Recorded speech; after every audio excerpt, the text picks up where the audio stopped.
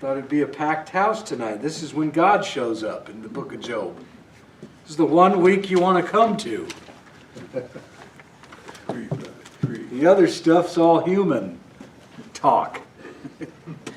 From chapters 3 all the way to 37. We've been looking at either Eliphaz, Zophar, Bildad, Elihu, and just questions after questions after questions of just why is Job going through what he's going through, and if it's God, why is God doing it? Questions that can get us and has gotten many people into trouble. Asking God why over and over, and God has been silent for 30 chapters. 35 chapters. God has been just listening on the sidelines. It's interesting, this morning's message was titled, God Hears. That's what he's been doing through this whole book, the book of Job. And now the title of our message tonight, God Speaks. And that's really the where we pick up. And I think someone actually counted, God speaks and his answer is with 77 questions. From chapters 38 all the way to 41, actually. We won't get all the way through the end of the book tonight. But from chapter 38 through 41, there's 77 questions that God is going to ask in his answer to Job. And he never, what's interesting is he never really answers the question that we all wonder, and that's why. Why is this happening? He doesn't really address the why. And we'll talk a little bit more about that, but enough of me. Let's hear the Lord. Let's hear what God has to say. Job chapter 38, verse 1. Then the Lord answered Job out of the whirlwind and said, Who is this that darkeneth counsel by words without knowledge? Gird up now thy loins like a man, for I will demand of thee an answer, and that you answer thou me. Verse 4, Where were you when I laid the foundations of the earth? Declare it, if thou have understanding. Who hath laid the measure thereof, if thou knowest? Or who has stretched the line upon it? Who's done the architectural work of the earth? Whereupon are the foundations thereof fastened? Or who laid the cornerstone thereof? When the morning stars sang together, and all the sons of God shouted for joy. Or who shut up the sea with doors when it brake forth, as if it had issued out of the womb? When I made the cloud the garment thereof, and the thick darkness a swaddling band for it, and break up for it my decreed place, and set bars and doors, borders, that is, for the clouds, the sky, the firmament, the earth, the oceans, and said, Hitherto shalt thou come, but no further. And here, you say to the waves, the proud waves, Be stayed, or stand still. Hast thou commanded the morning since thy days? How has the sun come up, Job? From just by the time you were born, or are you the one that commands the sun to come out? Interesting stuff to think about. And caused the dayspring to know his place, verse 13, that it might take hold of the ends of the earth, that the wicked might be shaken out of it. It is turned as clay to the seal, and they stand as a garment, and from the wicked their light is withholden, and the high arm shall be broken. Hast thou entered into the springs of the sea? Or have you walked in the search of the deep? Have the gates of death been opened unto you? Or have you seen the doors out of the shadow of death? Nobody knows what happens after we die. People can attempt to know. That's God's point there. Verse 18, have you perceived the breadth of the earth, or the width of the earth? Declare it if you know it. You know it all. You seem to know it all. And again, we can't be sure who God is directing. I'm saying Job because it says the Lord answered Job out of the whirlwind. But remember, Elihu was the last to talk. In chapter 37 and chapter 36, it was Elihu who was the last to... and remember, Elihu claimed to be God's mouthpiece. Let me step in here as God's spokesman.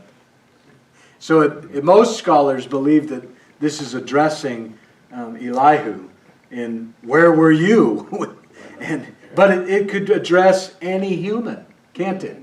Anyone who's not all-knowing. Verse 18, how he says, if you know it all. Verse 19, where is the way where light dwells? And as for darkness, where is the place thereof? That you should take it to the bound thereof, and that thou shouldest know the paths to the house thereof. Knowest thou it? Because thou wast then born, because the numbers of thy days is great. You seem to know everything, so you must have existed long before everything else. A little bit of comedy here, really. And that's just touching verses 1, verse 1 through 21, it's really talking about the earth. Things of the earth, the sea. Now he's going to get even above, verses 22 now and on, he's going to get into the sky. Have you entered into the treasures of the snow? Or have you seen the treasures of the hail, which I, the Lord, has reserved against the time of trouble, against the day of battle and war? By what way, verse 24, is the light parted, which scatters the east wind upon the earth? Who has divided a watercourse for the overflowing of the waters, or a way for the lightning and the thunder? To cause it to rain on the earth where no man is, on the wilderness wherein there is no man, on the places and parts of the world where no one was inhabiting those areas at this time.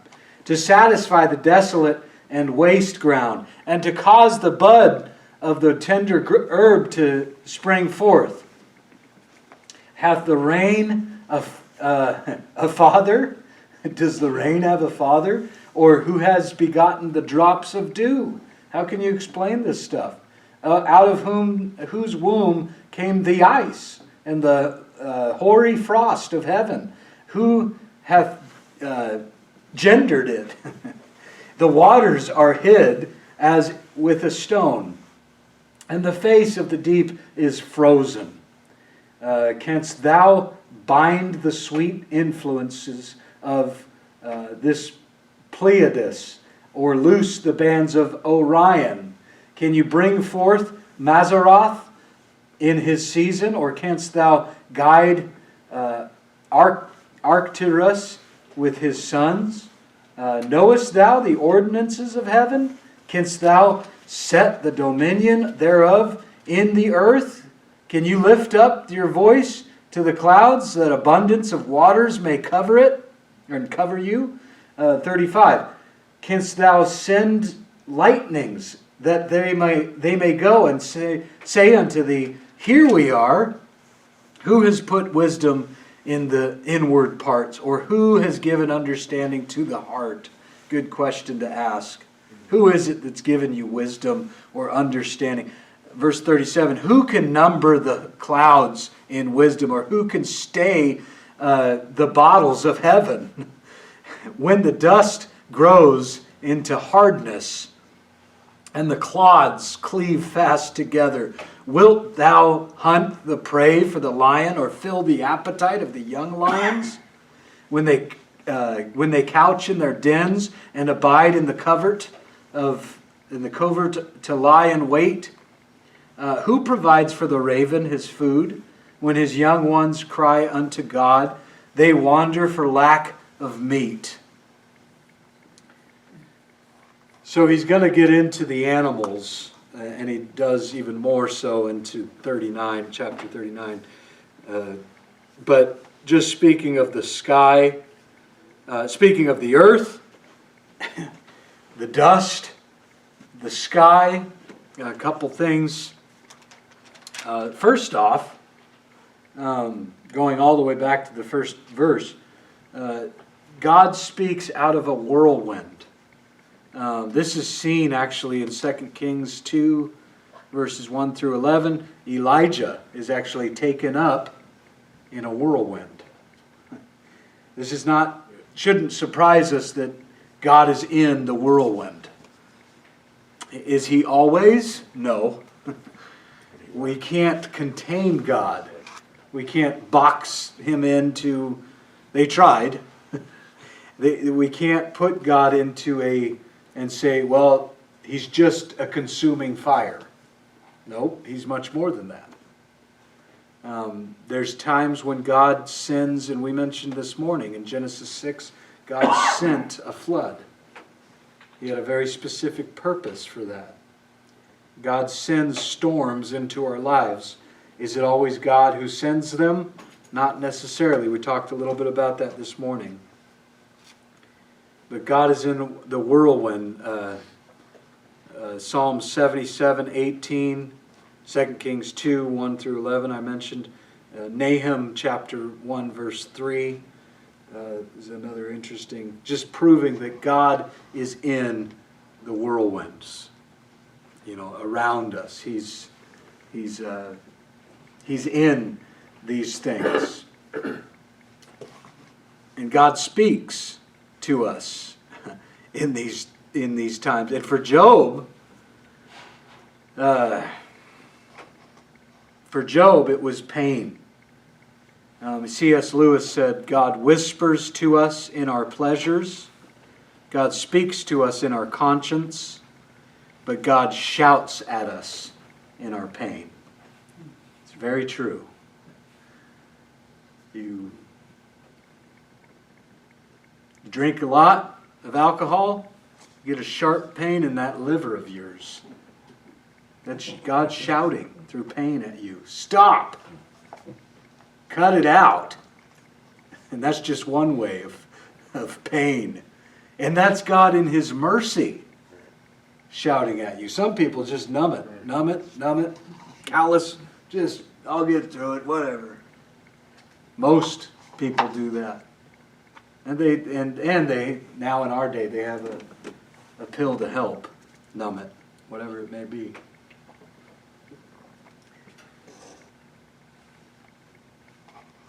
Another thing to make note of is God could be speaking a lot more if Elihu and these other friends, Zophar, Bildad, if they would just be quiet. It's important for us to understand that. James chapter 1, verse 19 is a good one to jot down in this, and that is, be quick to listen and slow to speak. Many of us are quick to speak and slow to listen. God has given us 2 ears and 1 mouth. That's for a reason, right? It's more important for us to listen. And God may be speaking a lot more to us if we just be quiet long enough to hear Him when He speaks. So chapter 39 goes on with and then we'll kind of look back at a few more things, because chapter 38 and 39 kind of go together in that they are showing Job, it's more than just you and your little case, Job. Now, was it probably the hardest case that we've heard? I don't think I've heard anyone's case being much harder than Job's and what he endured, what he had to go through. There are cases that are harder than Job's, but chapter 39 and chapter 38, like I said, this is God just proving, hey, there's more to it than what you're thinking in your puny little mind. So Job chapter 39 verse 1 goes on. Knowest thou the time when the wild goats of the rocks bring forth or give birth? Or can you mark when the hinds do calve? Can you number the months that they fulfill? Or do you know the time when they bring forth? They bow themselves, they bring forth their young, and they cast out their sorrows. Their young ones are in good liking. They grow up with the corn. They go forth and return not unto them. Who has sent out the wild ass free? Or who has loosed the bands of the wild ass? Whose house I have made the wilderness.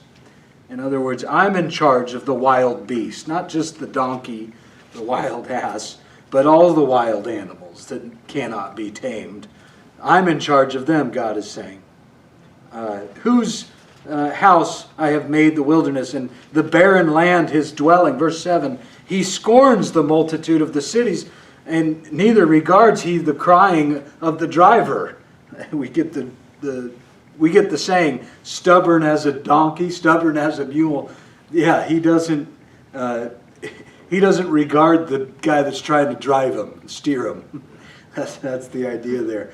Who can control this wild ass, this donkey of a character?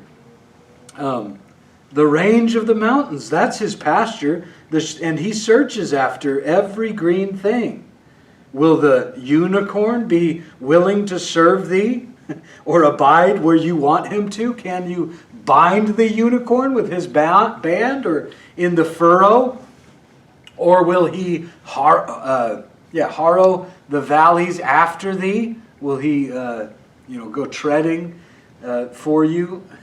Wilt thou trust him because he is strengthful, because his strength is great? Or wilt thou leave thy labor to him? Wilt thou believe him that he will bring home thy seed and gather it into thy barn? The unicorn could very well be the wild ox. There's others that kind of, I think, unlikely that it would be a rhinoceros, but there's that possibility, I guess, that the unicorn, it simply means even could be a goat with one horn. So that's the unicorn. It's just the one horn. We kind of think, and there's people that say, see, the Bible's just full of mystical and things that just aren't real.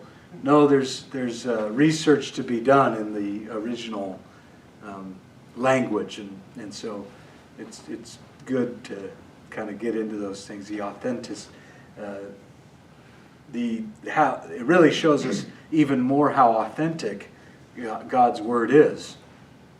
And this was a strong animal, whether it's a rhinoceros or a wild ox or a goat. It's something that was used and could be used for plowing and for those kinds of things. So, would you trust him to bring forth the seed and labor to him? Verse 13, chapter 39, verse 13. Did you give the goodly wings unto the peacocks? Or did you give the feathers unto the ostrich or the storks? Which leave, now he just talks about the ostrich here. But it's interesting how peacocks, I see a lot of peacocks in Sebastopol. There's areas that we go out to, and it's just fun to watch these guys with their feathers and they just show off. You know, we get that strutting their stuff, catching their kind of, you just catch them and they're trying to show off. Who made them like that? Who made them so, and they're beautiful, you know, the feathers, all these different colors. Are you the one? God's saying to Job or to Bildad, some of these characters, he said, are you the ones that gave the peacocks this beautiful wings? And I love the ostrich. It's interesting, God goes into the ostrich. The ostrich leaves her eggs in the earth and warms them in the dust and forgets that the foot may crush them, or that the wild beast may come along and break them and eat them. Verse 16, she hardens against her young. She's hardened against her young ones as though they weren't even hers. Her labor is in vain without fear, because God has deprived her of wisdom. Neither hath he imparted to her understanding. The animals don't have this kind of understanding that people think they have today.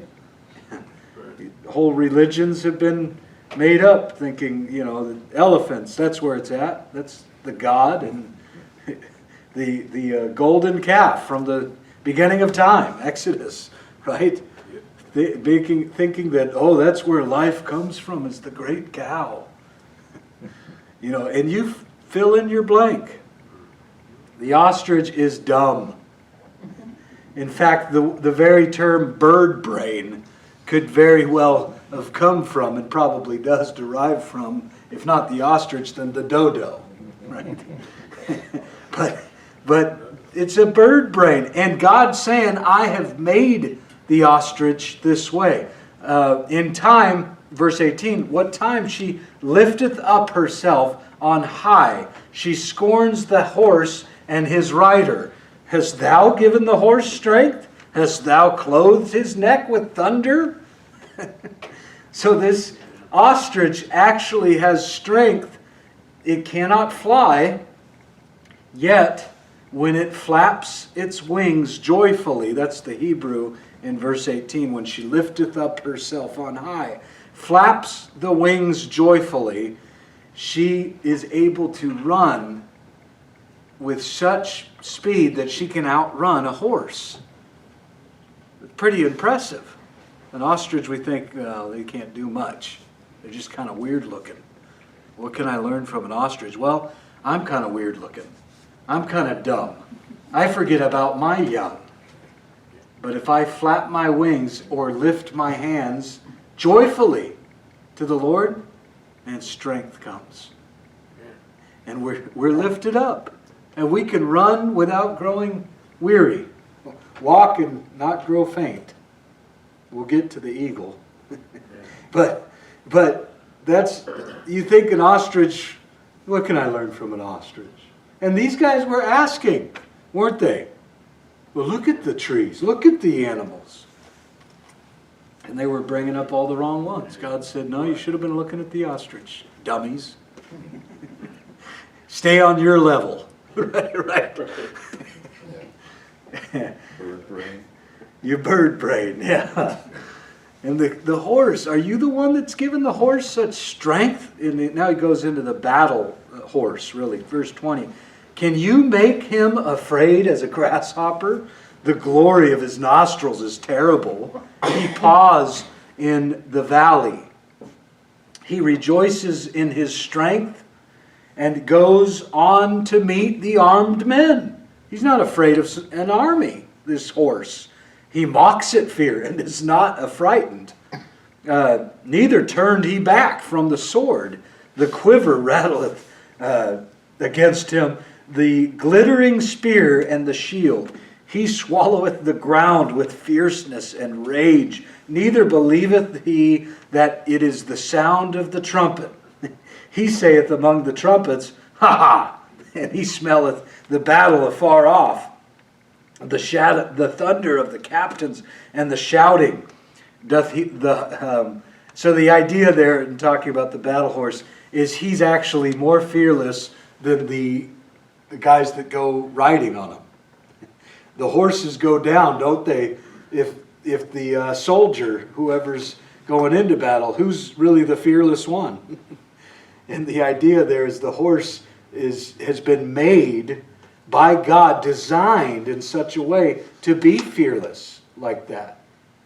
Doesn't matter if it's, the skinny wimp of the tribe on the horse or the fearless, leader leading the armies into battle.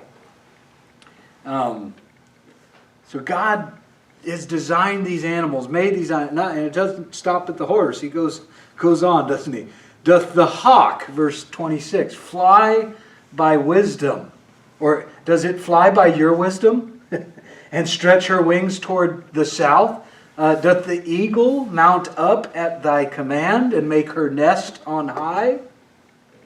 She dwells and abides on the rock, upon the crag of the rock and the strong place. From thence she seeketh the prey, and her eyes behold afar off. Her young ones also suck up blood, and where the slain are, there is this eagle. You might jot down at the very end there of verse 30, Matthew chapter 24, verse 28, where Jesus seemed to address this very thing, and I think it's interesting. Matthew 24, 28, it kind of lets us in on Jesus knew the book of Job. Jesus in Matthew 24, 28 said, for wheresoever the carcass is, there will the eagles be gathered together. Same idea. Where the slain are, there the eagles will gather together. And we know that today it's the vultures that seem to come around, the buzzards and the birds of the air. And God's the one that made them the way that they are. God is the one that has a plan, a purpose. And he doesn't even stop at the birds. Moreover, verse 1 of chapter 40, moreover, the Lord answered Job and said, shall he that contendeth with the Almighty instruct him? He that reproves God, let him answer it. Then Job did pipe in and answered the Lord and said, behold, I am vile. What shall I answer thee? I will lay my hand upon my mouth. Once I have spoken, but I will not answer. Yea, twice, but I will proceed no further. I've already said too much. I put my hand over my mouth and I'm at a loss. The wisdom that's coming from the Lord here. He's been waiting. He's been asking for it. Well, you got it. Then answered the Lord, verse 6, unto Job, out of the whirlwind again, and said, gird up thy loins now like a man. I have a feeling that he was shaking and maybe even dropped to the ground. I will demand of thee, and declare thou unto me. Wilt thou also disannul my judgment? Wilt thou condemn me, that thou mayest be righteous? Hast thou an arm like God, or can you thunder with a voice like him? Deck thyself now with majesty and excellency, and array thyself with glory and with beauty. Cast abroad the rage of thy wrath, and behold everyone that is proud, and abase him. Look on everyone that is proud, and bring him low, and tread down the wicked in their place. Hide them in the dust together, and bind their faces in secret.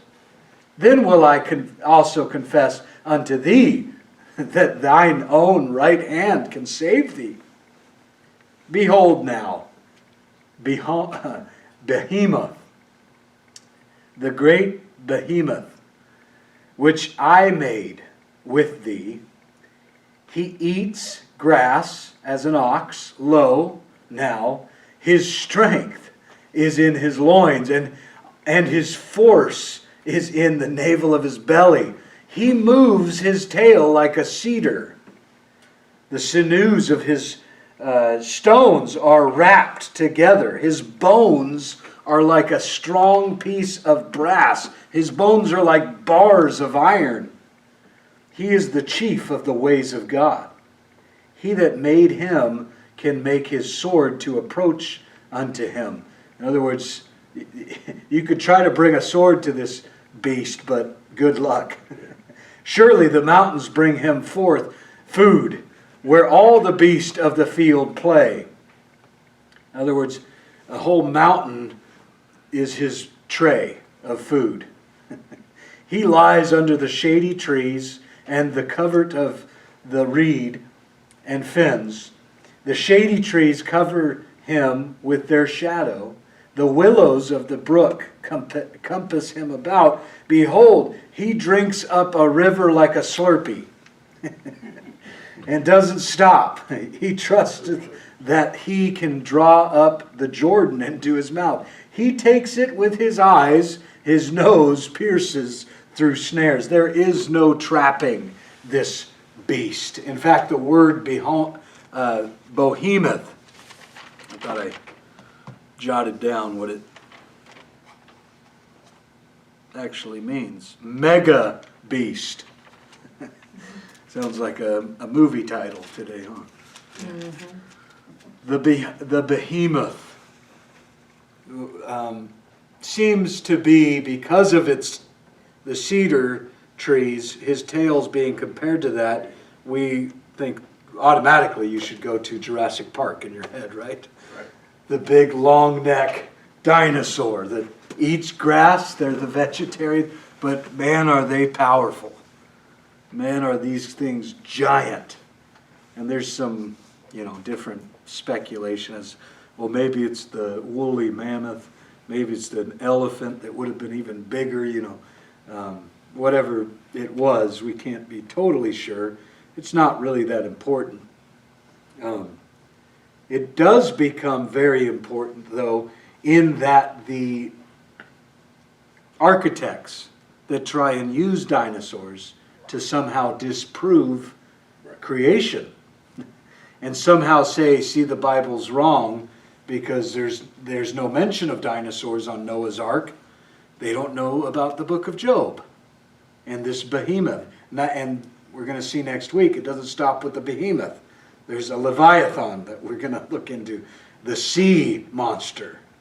In every culture, there is glimpses of a sea monster of some kind. And it's a dinosaur. It's this big, creature. And it's very much like the Leviathan that we'll look at next week.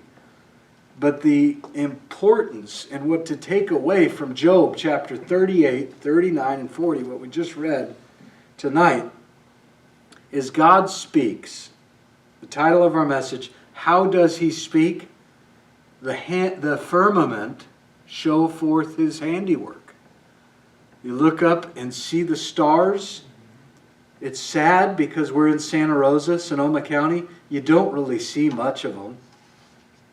And that actually reminds me, it should always remind us of the need to just go before God, get away from whatever we're blinded by, and get back to him. Come back to him. Because the stars tell the gospel story. Virgo is the virgin that speaks of the Virgin Mary. Leo, the lion, speaks of the Lion of the tribe of Judah. In fact, that word in verse 32 of chapter 38, Job 38:32 mentions Mazzaroth. That word, we get the word zodiac from that word. And the zodiac we all know. People spend way too much time looking into those things. But God has, even in his mercy, put the gospel story, his handiwork. It's all in the stars. Orion. And they're mentioned. We read through Pleiades and all of these different consolations that are mentioned there. Even the earth, that it hangs on nothing. And we've talked about how in different cultures, believing that the earth somehow was held up by a giant tortoise, on the back of a giant tortoise, or that an elephant held the earth up, or that this strong man Atlas was holding the earth in place. That's the kind of garbage that people still believe in, the religions that stuff came out of. The false gods and the false religions that over the years, when the Bible clearly says the earth hangs on nothing. God, this book that we're reading is way above its time. Right? I mean, you do more research, you look into what scientists have found, and every word just gets more validation. It becomes even more clear. God uses creation for His good pleasure. This is why our brother Herb, who passed away, was an elder here at this church. He had such a heart, such a passion for creation, to get the message out there. Kids are being taught that all of us came from nothing, that all of this just came by chance. And they're indoctrinating kids in classrooms that they came from an animal. And then they wonder why the kids grow up and act like animals. They're taught and they believe that they came from an animal. Nothing could be further from the truth. How important it is for us to understand. A correct and complete doctrine of creation is the answer to this suffering planet that we all live on, and Job was living through. A correct and complete doctrine of creation. That is understanding, hey, there is a creator. Herb left some books over here to give away on evolution. There's still some over there. Yeah, debunking evolution and some of those books that Yeah. we have. Yeah, take them and Yeah. go through them and Give them to your keep them. kids. Yeah, because they're just incredible proofs of this very elementary, very fundamental, foundational idea. This is the first thing you need to know as a believer, as a Christian, and that is that there is a God, and I am not Him. There are two things in life that are most certain. There is a God, and I am not Him. How do you know that? Because I didn't create it. He created it. And everything has been created by an intelligent designer which has a purpose for you. A purpose for me. Otherwise, it's by chance. We were watching a kind of neat little movie the other night. It was one that the kids just wanted to try out. It's called The Fix-It Boys. We found it on Amazon Prime. The worst acting you've ever seen. Kind of looked like a home video that someone just kind of did. But it ended up having a Christian message. It was a Christian movie. The Fix-It Boys. And there's a scene where one of the kids is into science and the other one doesn't really believe. Well, I have a hard time believing that there is a God and all that. And they're kind of talking out in the camp. And neither one of them like to camp. They all like science and technology and all that. So it's hard for both of them to be out there. But the one kid says, well, I like to come camping because I remember that everything's been created. Everything. And there's a scene earlier where the kid drops,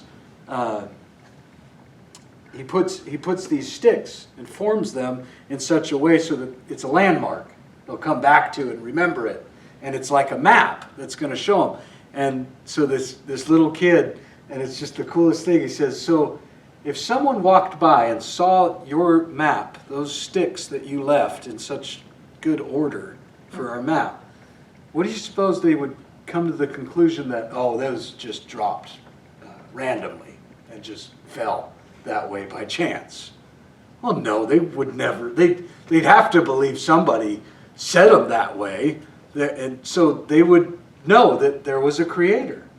There was someone who put them in that order. And it was just a great reminder of, yeah, that's us. That's the human eye. Do some study of the human eye, or the human body, or the stars in the sky, the creation all around us. You begin to find out, no, there is an intelligent designer. None of this is by accident. And any good mathematician will tell you there is no such thing as random. Which is pretty wild, but I won't get that far into it.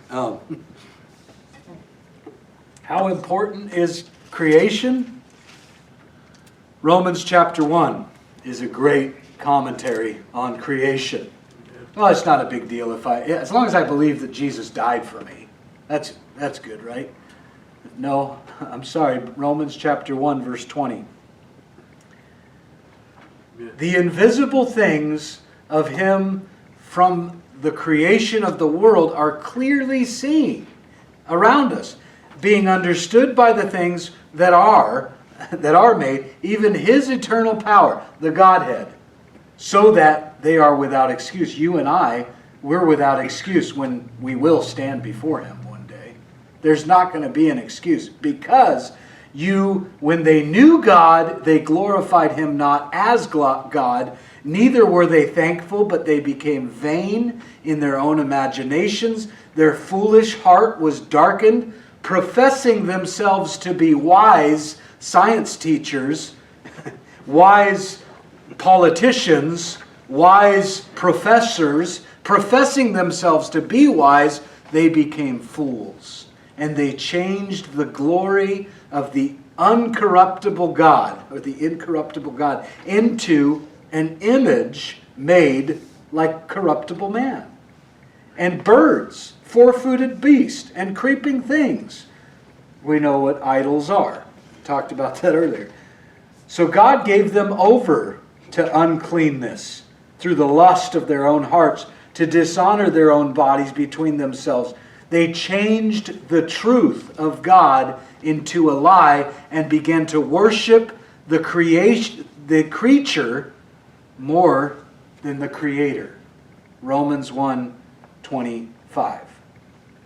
They worship the creature rather than the Creator. You will always come back to that.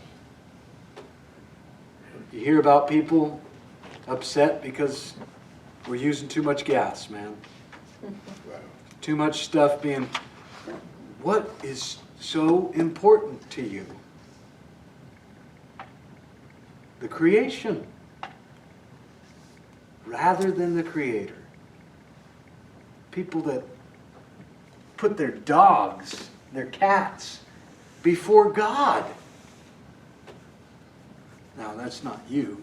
It's people at other churches, right? People that put their pets, no matter what they are, their love for animals and keeping them safe, and you've got to keep them from going extinct. Their love for animals, and that's a creation. Your love for other humans becomes greater than your love for God. Watch out for that stuff. You've got that. It's how we go astray.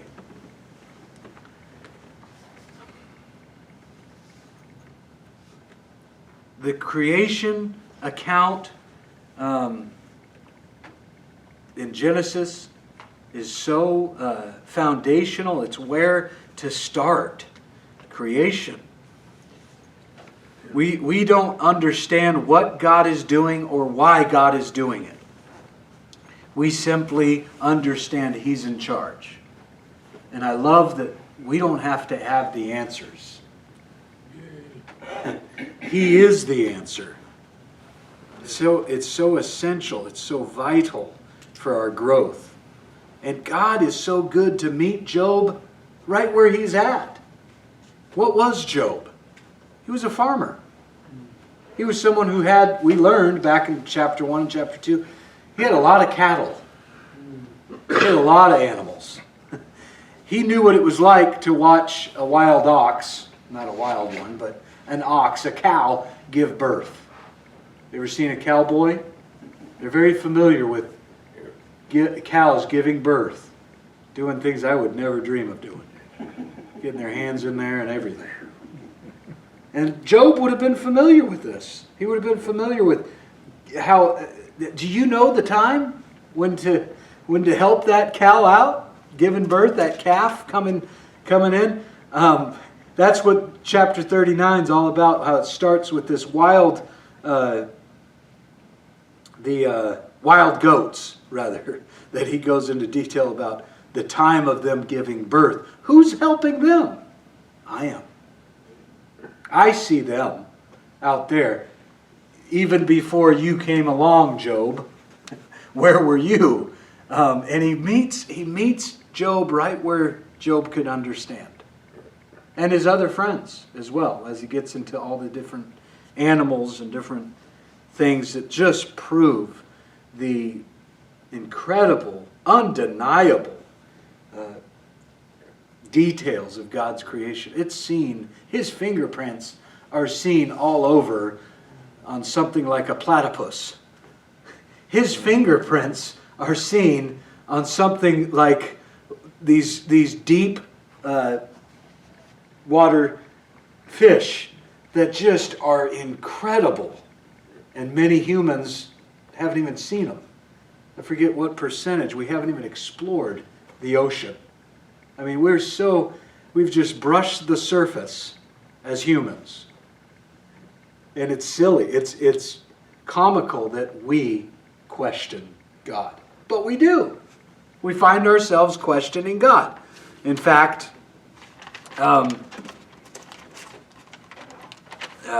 that's what the question that God asks in chapter 40. The first thing he says is, in essence, is what he's saying is, will you attempt to instruct me, Job? Are you attempting to instruct me? I had to write these things down. Prayer is not giving God orders, but simply just reporting for duty. Prayer is never to be giving God orders. It is always just reporting for duty. And it's interesting how quick we can I can find myself giving God orders. Well, Lord, just touch and heal this. You know, we like to word it in such a way. It doesn't sound like an order. Touch, and I just pray that you would do that. I just pray for this and that. And you should do this, Lord. You should do that. And Pastor Chuck Smith used to say, pray with understanding. Don't just say things because you've said them for years. That's what's so refreshing about hearing somebody pray for the first time. Listening to somebody who doesn't know quite, is there a right way to pray? No, by the way, there isn't. Should I close my eyes when I pray? No, you don't have to. Unless you're driving. Wait, you don't close your eyes when you're driving. Yeah, that's right, yeah. But we can get into all those kinds of, and I can find myself ordering God around in my prayers. How important we come back to Jesus there in the garden. What did he pray? Nevertheless, not my will be done, thy will be done. I hate that. Because I don't know his will. It's a mystery, his will. I know my will, my wants. So we so quick to make sure I get my will in there. And I love this quote from John Corson. God always gives his best to those who leave the choice with him. God always gives his best to those who leave the choice with him. In other words, not my will, thy will be done. Because that's going to be the best thing for me. That's going to be the best thing. How dare I order him around? Are you really going to be my instructor, Job? God's asking that, And Job, realizing Job says, I've already said too much. I've put my hand over my mouth. I don't know what. I'm vile. And that's such a healthy view of yourself, by the way. If you've been talking to psychologists or self-help groups, I'm sorry, but this is the best and most accurate, most healthy and most accurate view of yourself. I am vile. In other words, I am disgusting. Next to you, God, I'm sick. I'm perverted. I'm twisted. I'm disgusting. Sinful. I'm a dirty, filthy, disgusting man, not worthy much of anything. In fact, not worthy of anything. Real happy-go-lucky message tonight, huh? Make you feel good? But Motivated now. Isaiah chapter 6, verse 5. In Isaiah chapter 6, verse 5, Isaiah gets a vision, a glimpse of God in his glory. And what's his reaction? Woe is me. I'm undone. In other words, I'm beside myself. I almost just pooped my pants. That's the idea there. That's why God keeps having to say to Job, doesn't he? Straighten up. Put your big boy pants on. You're the one that was asking these questions. You're the ones that are saying, why, Lord? Why? And how could... I would never create a hell if I were God. That's because you don't understand. That's because you're puny. And you're an idiot, quite frankly. You don't understand how righteousness works, how truth works, how justice works, how grace works. You really don't. I don't either. How the most gracious act of God could be a death. None of us understand that. None of us could ever even try to wrap our minds around that. The closest thing we have is the most loving act that was ever portrayed on planet Earth was the bloodiest, most gruesome, and I'm talking about the crucifixion of Jesus Christ on the cross. And he is not on the cross anymore. But what he endured represents, and you should always remember, that's my sin. That's the fun that I have when I'm partying, when I'm doing my own thing, whatever the sin may be. That's what it did to him on the cross. It's destructive, eternally destructive. And many choose to say, God, your judgments, they're just not right. How could it be that you would send someone to hell for just being who they were born as, what they were born like? We all need to be converted. We all need to be converted. Because we are dirty, filthy, disgusting in his sight.